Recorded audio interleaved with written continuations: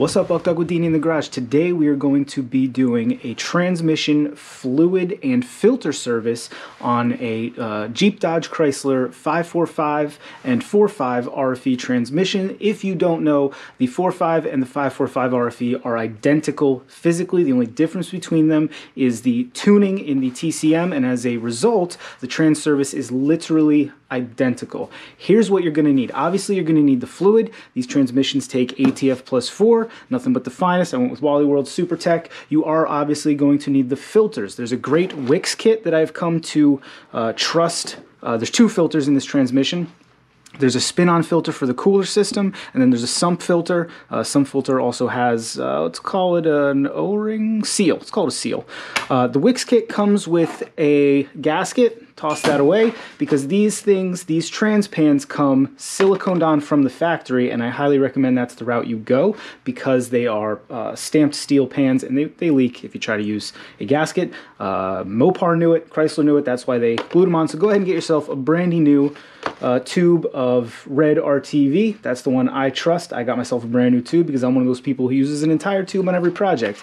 Now, I got 8 quarts of ATF plus 4. It probably won't take all that, but I have an external cooler as well, so we got you're not draining the whole system here. I think the whole system holds something like 13 quarts, but not all of it's coming out.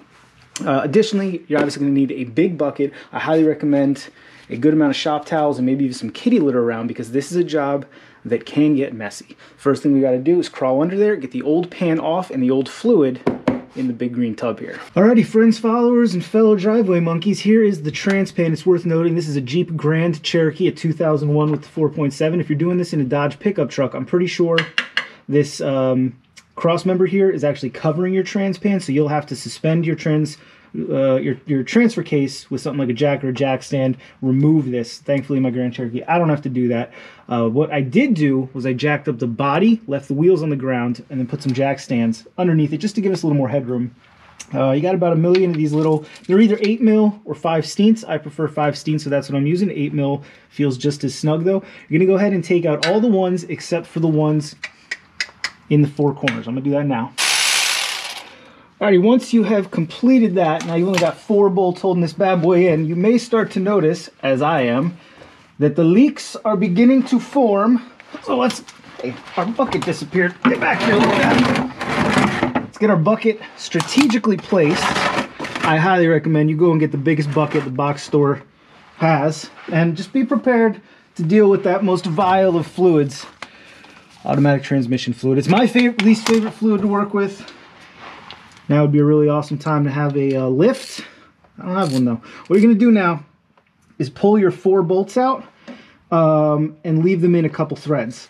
The idea here is we want to kind of drop the pan down without it falling down. That is 150% our #1 goal right now. Sometimes it happens, sometimes it doesn't.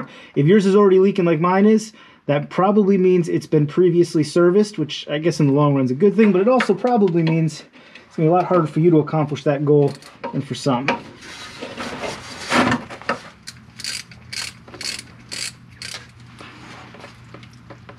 Well, there we go.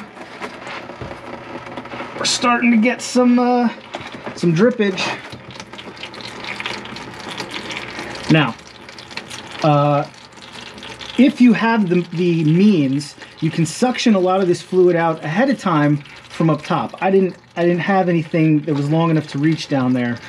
So this is going to go on for some time. So while this is doing what it's doing, let's talk about the other way you might have to get your trans pan down. If your transmission's never been serviced, or if it's just really good and glued on there, you will be able to pull each of the 4 corners bolts out until they're only in, you know, a couple threads, and then take a dead blow or a hammer and give it a little tappity tap tap until it falls down. If you decide to use a hammer, I highly recommend you go with a piece of wood.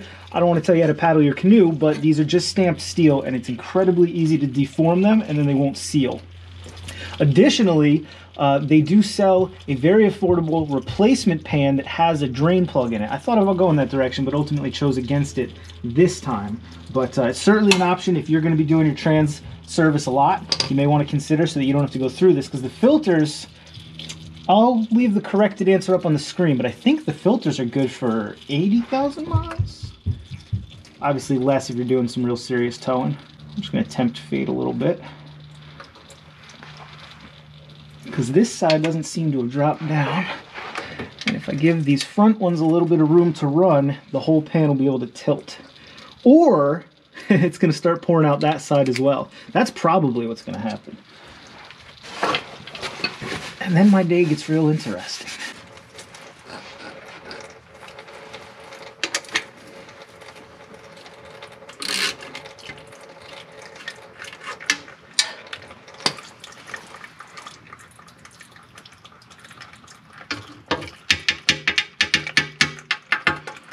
Alright, so the pan's definitely separated all the way around. Here's what I'm going to do. I'm going to get a bungee cord to go from the exhaust to that drive shaft.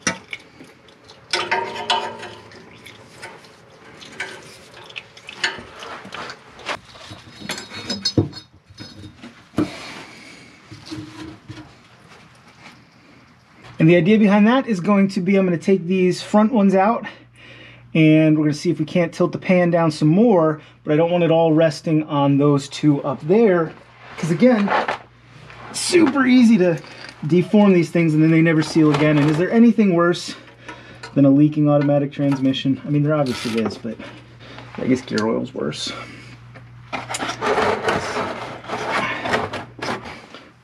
Maybe bring a universal to the party to keep our hands out of the line of fire.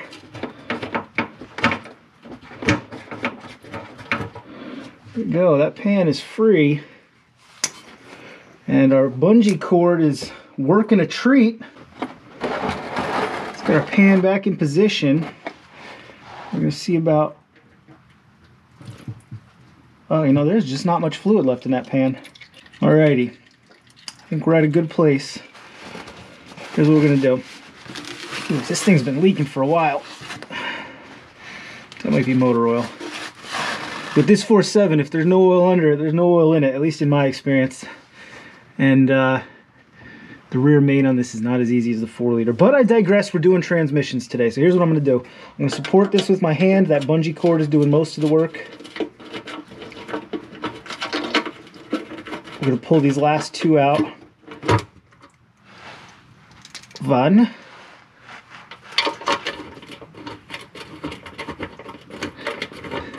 The idea is to get as much fluid out of here so that you're not trying to balance a heavy sloshing mess.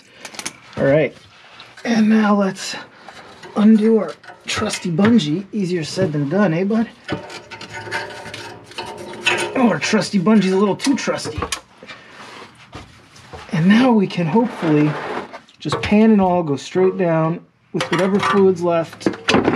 Beautiful. If I may say so myself, that is just like textbook for how that needs to go. And while I do believe this one was worked on before, nobody put a gasket on it, which is good, because the gasket maker is really the way to go with these. Now, this is going to want to drip for quite some time. I recommend you let it. Again, just give everything some time. It's draining out of the whole transmission, every nook and cranny. It's a big old Thomason's English muffin up there. Alrighty friends, in the interest of productivity, while that's doing the old drippity drop routine, I'm going to address the trans pan. I've thrown it in a separate bucket right now so that we got the big green machine under there, and then this one's up here. We want to get all of the fluid out of it, obviously. Let her drip for a little bit. And at this point, you're going to want to take a look at the magnet, make sure there's no big chunks of part numbers on there.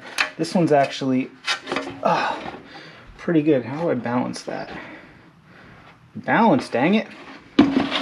Whatever. This magnet is looking pretty good. You know, there's going to be some metallic schmoo on there. That's the whole point of the magnet, but make sure there's no, you know, button-sized chunks of your transmission innards. You can clean that guy off, put it aside. Do not forget to put it back in. And you need to clean the outside and the inside. These are painted from the factory. This is a factory one. If you've got any dingers like that, where the paint's chipping away and rust is forming, you may want to wire that down and paint it. I may or may not do that. Now the inside of these are painted as well, and a lot of people have found that if you use straight up brake clean to blast them down, the inside gets a little sticky and weird. The paint starts breaking down. No transmission issues reported alongside that, but I don't really want the inside of my transmission sticky and icky. So my weapon of choice is the Super Clean, which we've been using a lot here since they sent us some of this stuff to try out, and I love it. I actually haven't gone back to the Simple Green, which was my weapon of choice for the first 32 years of my life. So you're cleaning this thing, you really don't have to go crazy, but you will notice that there's sort of a slurry that kind of sticks to the bottom, and that's impurities and dirt and crap and, you know, the inevitable little bits of metal that wear away over a transmission service life. All right, we are basically there now. What we need to do now is remove the old gasket material. So go ahead and pull off the big chunks. And some people use like a cookie wheel on this. I think that's too aggressive. You can use something like a putty knife. That's usually what I do on like differential housings to get the big stuff off. But ultimately, once all the big stuff's off, you're gonna wanna go to something like this. And the reason I like these so much for this job, just a nice gentle wire wheel in the old hand drill here, is it's gentle enough that it's not going to actually remove material, but it's strong enough that it's going to rip the old silicone off completely, and it scuffs the metal just a little bit to give you that extra good bit of mating surface once you put the new stuff on.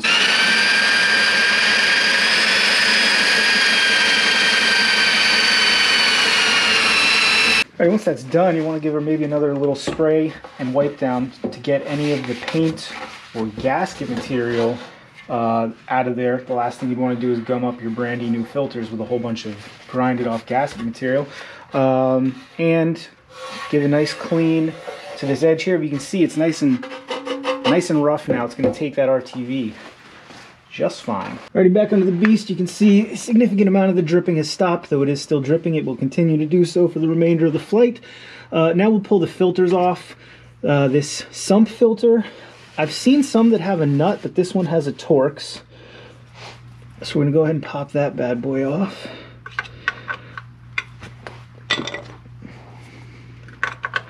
Keeping in mind that these filters are most definitely filled with more fluid. So get your fastener out.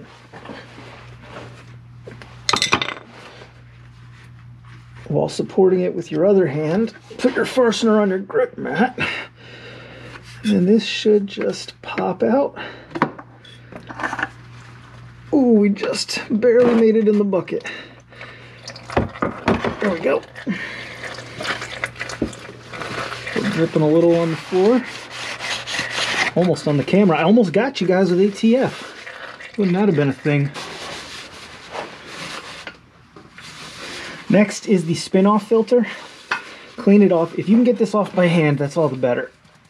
It's way better if you don't have to use a tool on it, but sometimes that's not the thing. The inside of this, the threads are plastic. If you break those off, your day went from mildly inconvenient to totally forked.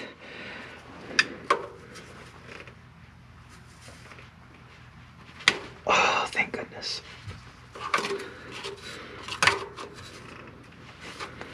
Oh boy. I do not need my day going to completely forked. It's obviously going to lose more fluid. Hopefully not hit the camera, but maybe.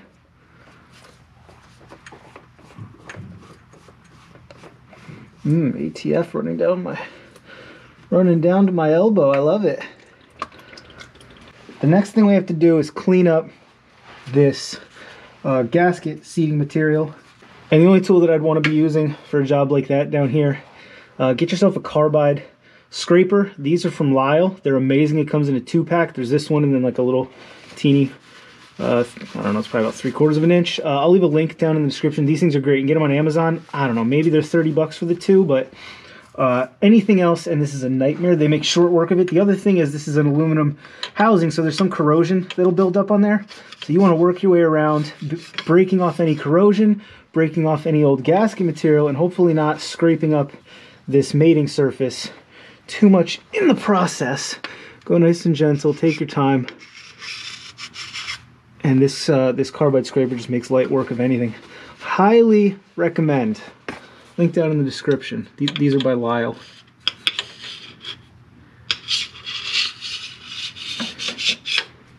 The alternative, if you don't want to go out and buy one of these, though they're a good tool to have anyway, I guess that putty knife maybe, razor blade. Working on a razor blade when your hands are slippery on your back, that just don't sound like the smartest thing you could be doing, but I mean, and I'm the monkey with a toolbox, so if I'm telling you that's probably not the best idea, you get it. All right, now the next course of action, once you've gotten your mating surface all cleaned up, is this right here. This is the old seal from the sump filter. Sometimes they're in there real tight, and sometimes you can pull them out with your hand. This time it's going to be in there real tight. Do not forget to change that. We're going to see if we can't maybe tappity tap tap the edge in enough. Actually, might be able to just... it's a basic seal, like an axle seal, so if you can get the metal bent in a little bit, you should be able to grab onto it with something and really pull it out. Oh, there we go. Just like that. So if you can find some way to get this lip deformed, you're going to release some of the pressure that it's pushing out on the housing there, and you're also going to have something you can grab onto. Let's reinstall the new seal. You're going to do that by finding a socket that fits and just tink tink right up in there. All right, I found a 13/16 that fits just nice over that. Like any seal, we're going to lubricate it. Let's see about getting that started. And we can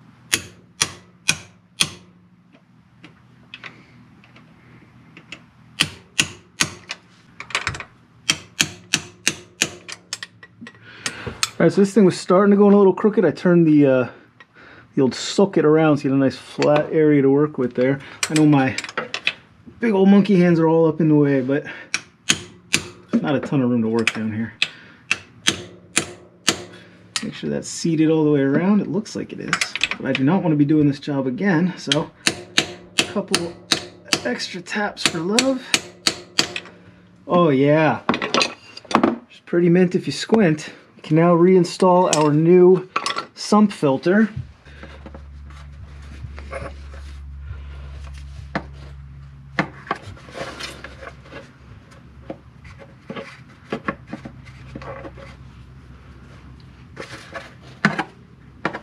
Oh, there we go. That'll seat up there and you'll know she's good. Since it's not full this time, I don't mind letting it hang a little bit. Get her lined up and send her home. Okay, and you're going into aluminum, so get her a little bit tight. I'll bet you there's a torque spec on it. Couldn't care less what it is. What we just did there is good enough for government work. Now you can grab your spin-on filter. It's important to note you don't really have to fill these.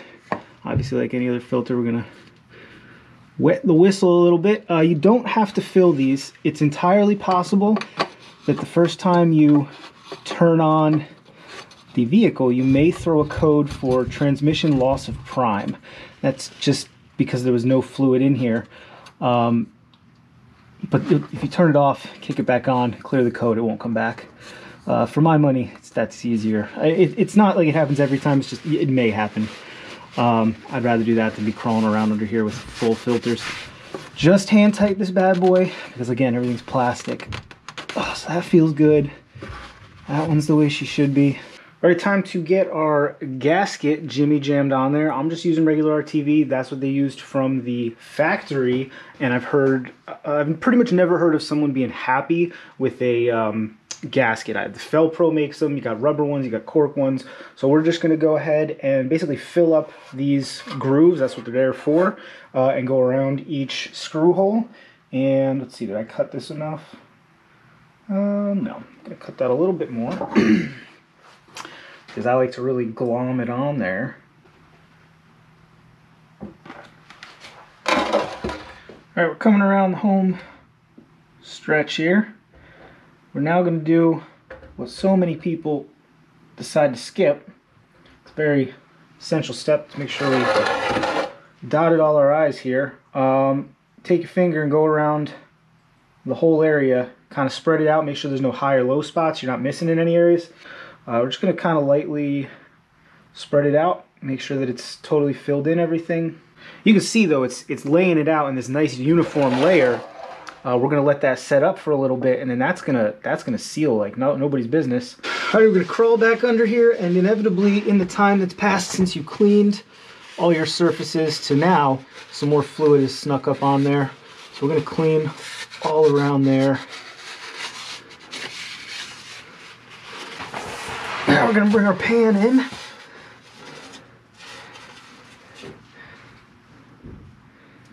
And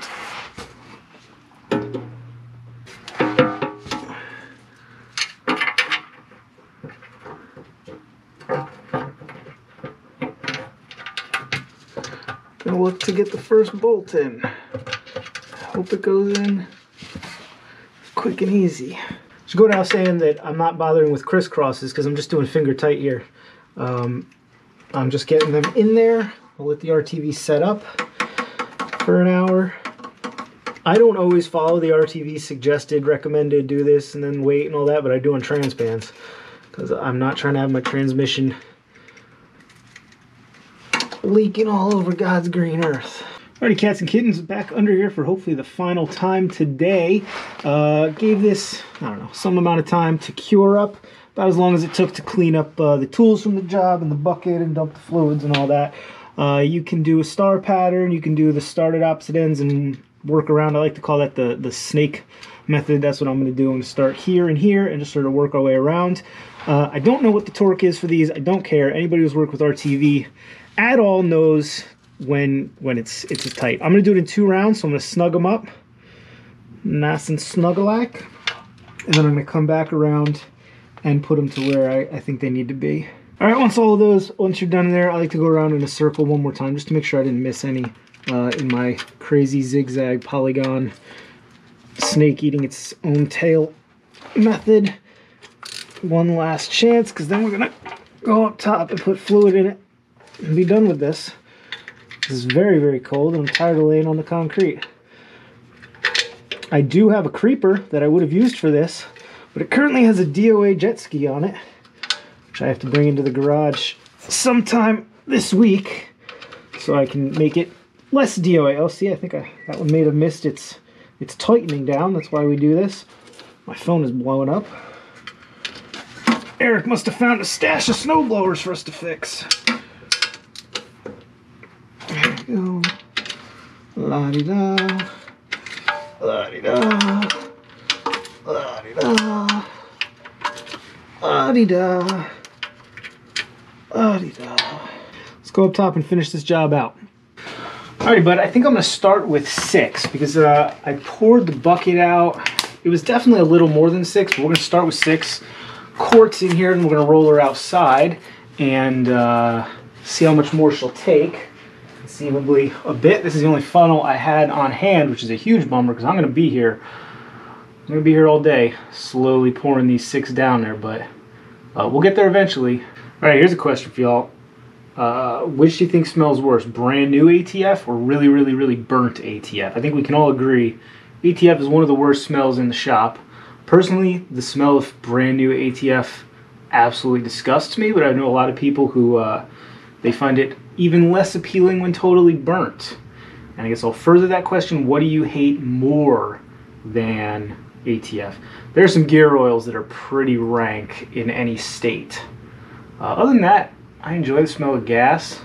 Two-stroke exhaust is like a lovely French perfume to me, honestly. Might be one of my favorite smells in the world.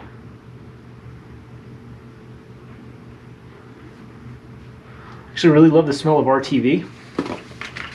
What else? What else can you huff in the shop? Just kidding, don't huff things. Let's get this thing rolled outside. We'll run it through the gears, let it get a little bit of heat into her. You got to check these things in neutral, so whatever you need to do, e-brake and friend or whatever, but I think it even says right here on the dipstick. Yeah, it does. My goodness, could they printed it any smaller? idle in neutral, do not overfill, use Mopar ATF +4. I'm pretty sure Mopar makes the stuff at Wally World, right? Blah blah blah. It gives a bunch of Mopar codes if you really wanted to get Mopar fluid. So yeah, gotta do her in neutral. Ooh, buddy Buck, I'll tell you what, we took her around the block, let her eat a little bit, got some heat into her, and she ran fine, didn't flip or anything. We've got her on the levelest part of our driveway. I've got it in neutral. Let's see what she looks like.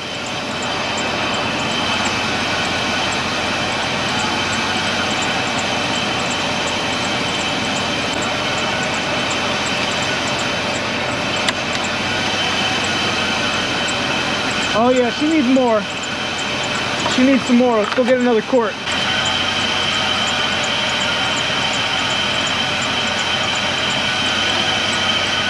Yeah, that looks pretty perfect. It's hard to tell, but it's right about there. Where we're gonna want her. I'll tell you what, Buck, I think we nailed it. Ooh, buddy, is it cold? I don't know if y'all can hear that wind, but it's friggin' frigid. Disregard the wind if you can. I apologize. I could go in the garage, but we're already standing here. Let's close this one out, all right? We're done. The 7 quarts that she took did it. It's running fine. It seems happy. It got up to temperature, ran for about a half hour between the test drive and sitting here. Does not leak. So we're closing the book on another successful repair. I will link in the description the WIX kit that I used that gives you both filters and that rubber gasket if you want to use it, but I don't recommend it. I will link that Lisle Carbide scraper, which in my opinion is the only way to do this job. They are not pricey. If you have the means, I highly suggest you pick one up. And I will link that green bucket if I can find it, because that thing was perfect. It's bigger than your usual bucket. I think it was by Flow Tool. It was like 10 bucks at Advanced, which was awesome. Made this job real easy. If you're gonna dig into this one, a driveway monkey like me, no lift, you know, the home gamer, I highly recommend you go into it. It's not a hard job, but it can be a real messy, miserable job if you don't prepare right. So leave me a comment down there in the squawk boxes if you have any questions about how we did this, or you know, concerns, desperate pleas for me to stop working on vehicles because I'm such an uneducated hack. I get that one a lot. Really enjoy it. Really brightens my day. Anyway, if you liked the video, that's common sense. Subscribe to the channel. Maybe go check us out on our brand new website, monkeywithatoolbox.com, where you can buy Dini merch. You can shop all the tools that we use. You can even leave us suggestions for future videos. That's a feature that we just got up this past week, and coming soon is going to be a blog and an interactive forum so that we can talk about technical stuff as one would. That's all there is to say about this one. My hands, they're frozen stiff, so I'm gonna go inside and try to warm up. As always, thanks for watching. See you next time. What was that? Broke my darn bumper.